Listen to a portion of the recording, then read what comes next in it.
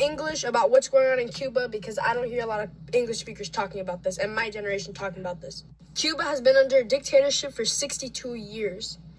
So people, for the last 62 years, since 1960s and 1958, around there, people started making homemade boats that we call lanchas and have bringing them to the coast of Florida seeking shelter.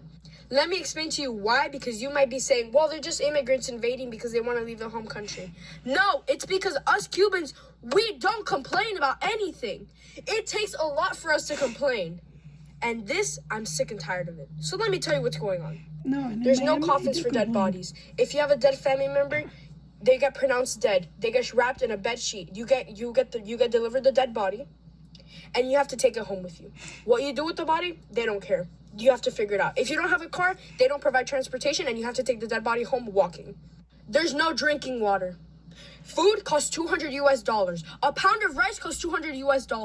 You don't want to know how much a 10-pound one costs. My favorite part, Canadian dollars is the currency of Cuba right now. If you don't have family here in the United States to give you money, you have to figure it out. You have to figure it out. Because the only way you can get money in Cuba is if you get it sent to you by here. Oh, and here, it takes months to get to Cuba. They shut off their light and water at 7. As soon as the sun goes down, your electricity gets shut.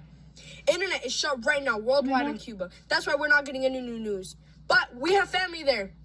Everybody's out on the streets right now, just the same way they were yesterday. They're out on the streets right now. There's no medication. There's no Advil. There's no antibiotics. There's no butterfly needles. There's no IVs. There's nothing. There's nothing. And now is when people are hearing the screams out of Cuba.